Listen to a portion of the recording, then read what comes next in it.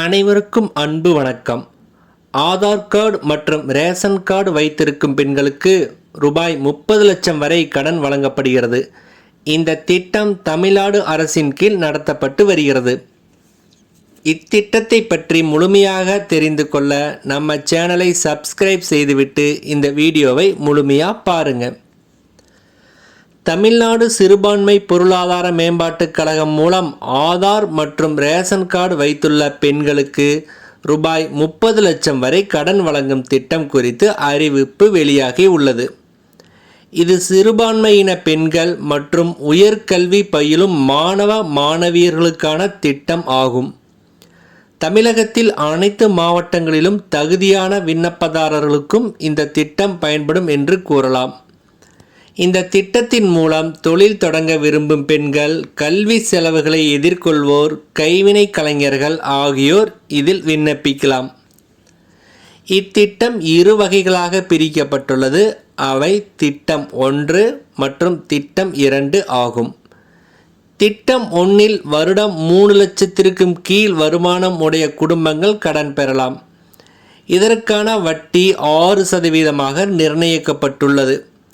அதிகபட்சமாக ரூபாய் 20 லட்சம் வரை கடன் வழங்கப்படும். திட்டம் 2இல் வருட வருமானம் 8 லட்சம் வரை பெறுபவர்கள் வருவார்கள். இங்கு பெண்கள் 6% வட்டியும் ஆண்கள் 8% வட்டி விகிதத்திலும் ரூபாய் 30 லட்சம் வரை தனிநபர் கடன்களாக பெறலாம். கைவினை கலைஞர்களுக்கான விரசாந்த் திட்டத்தின் கீழ் பெண்களுக்கு 4%, ஆண்களுக்கு 5% வட்டி தொகையில் அதிகபட்சம் ரூபாய் 10 லட்சம் வரை கடன் வழங்கப்படுகிறது. மேலும் சுய உதவிக்குழுக்கள் 1.5 லட்சம் வரை 7% வட்டி வீதத்தில் கடன் பெற முடியும். இந்த வகை கடன்கள் பெண்களுக்கான தொழில் தொடங்க உதவும் கடன்கள் ஆகும். கல்வி கடன் திட்டத்தில் உயர்கல்வி பயிலும் மாணவர்கள் தகுதி பெறலாம். திட்டம் 1இன் கீழ் 20 லட்சம் வரையும், திட்டம் 2இன் கீழ் 30 லட்சம் வரையும் கல்வி கடன் பெற முடியும். திட்டம் 1இல் 3% வட்டியும், திட்டம் 2இல் மாணவிகளுக்கு 5% வட்டியும், மாணவர்களுக்கு 8% வட்டியும் வசூலிக்கப்படும். அனைத்து மாவட்ட மக்களும், அனைத்து மதத்தை சார்ந்த மக்களும் விண்ணப்பிக்கலாம்.